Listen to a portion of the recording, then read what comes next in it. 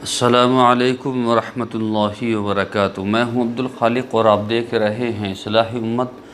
दोस्तों, कल भी मैंने आपको बहुत शानदार चीज़ बतलाई थी कि आपको कौन सा रुआफ़ज़ा पीना है, कौन सा शरबत पीना है और क्या खाना है, क्योंकि रमज़ान चल रहे हैं। तो अल्लाह तबारक व तआला का बहुत बड़ा एहसान है कि आज दूसरा रोज़ा है, माशाअल्लाह बहुत शानदार तरीके से गुज़र रहा है और महसूस भी हो रहा है। और यही तो है, रोज़े का मतलब ही है रुक जाना, अपने नफ्स को रोक लेना, अपने जहनों को, अपनी ख्वाहिशात को रोक लेना। तो रोज़े का मतलब ही ठहर जाना है। तो अल्लाह ताला ने मेहमान हमारी ज़िंदगी में फिर भेजा है, हमसे इसकी कदर नहीं हो रही, तो कदर करनी चाहिए और दस्तरखान को वसी कर देना चाहिए। लोगों को अपने दस्तरखान पर लाना चाहिए और खुशामद करके उनको जो है मन्नतें करके अपने दस्तरखान पे लाइए और बरकतें बढ़ाइए और बरकतें जो है माशाअल्लाह अपने घर में अंदर जो है और इजाफ़ा कीजिए बरकतों का।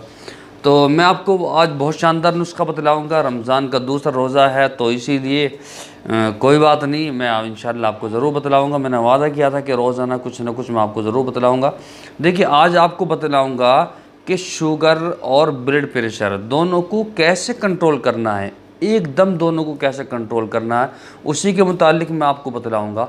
और अगर किसी का पेशाब ज़्यादा आता है तो उसको क्या करना है, ठीक है नहीं, तो यही बतलाऊँगा। उससे पहले आपसे दरख्वास्त है, आपसे एक जो है रिक्वेस्ट है, और वो ये है कि अगर आज अभी तक आपने हमारा चैनल सब्सक्राइब नहीं किया है तो बराए करम सब्सक्राइब कर लीजिए और बेल आइकन को भी दबा दीजिए ताकि आने वाली वीडियोस का नोटिफिकेशन आपको मिलता रहे।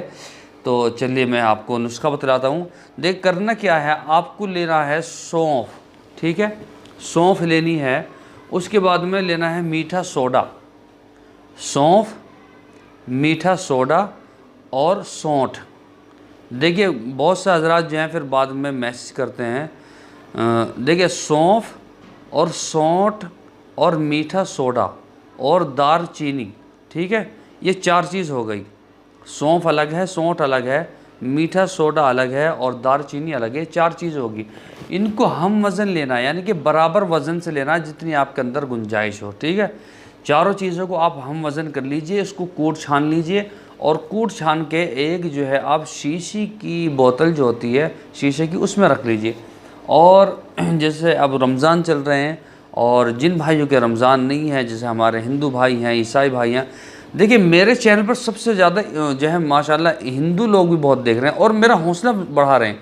और जब मैं उनको जो है नापता हूँ कमेंट्स को, ये बहुत अफसोस के, मुझे नहीं कहना चाहिए लेकिन बड़े अफसोस के साथ कह रहा हूँ कि गैर मुस्लिमों के जितने भी कमेंट्स हैं वो मेरी हौसला अफजाई करते हैं और जितने हमारे अपनों के कमेंट्स हैं वो हौसले को पस्त करते हैं। तो इसलिए हौसला अफजाई कर देनी चाहिए, ठीक है। और अगर कोई सवाल ही पूछना है, तल्ख बात ही कहनी है, तो मेरे आप ईमेल कर सकते हैं, मेरे नंबर पर जो है मैसेज कर सकते हैं।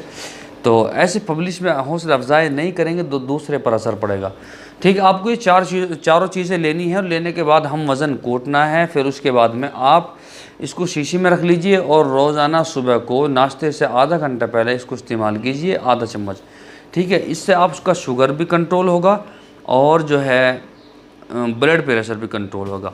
अब दूसरी चीज़ बताता हूँ आपको, जिनका पेशाब जो है बार बार आता है, पेशाब जो है वो खुल के नहीं आता, ठीक है, उसके लिए क्या करना है, अनार का छिलका पीस कर, ठीक है, इसको जो है आप 6 माशे रोज़ाना अनार का छिलका जो है इसको छील लीजिए, ठीक है। और क्या करना आपको, इसको पीसना, चटनी बना रही है और 6 से 5 माशे तक, 5 से 6, बस इन दो के बीच में, ज़्यादा नहीं लेना आपको। जो अनार का छिलका होता है उसको पीसो, चटनी बन जाएगी, 5 माशे या 6 माशे इतना आपको लेना है पानी के साथ में। इंशाअल्लाह आपका पेशाब जो है बिल्कुल खुल के आएगा। और ज़्यादा पेशाब का मतलब ये नहीं कि ज़्यादा आता हो, मकसद ये कि जिसका खुल के ना आता हो, बार बार आता हो, तो उसको भी आप कसरत पेशाब में लगाएंगे कि बहुत पेशाब आ रहा है, लेकिन वहाँ कुछ भी नहीं रहा। जब वो बैतुल खला में पेशाब घर में जा रहा तो वहाँ कुछ भी नहीं आ रहा, थोड़ा पेशाब आया और जलन हुई और आ गया।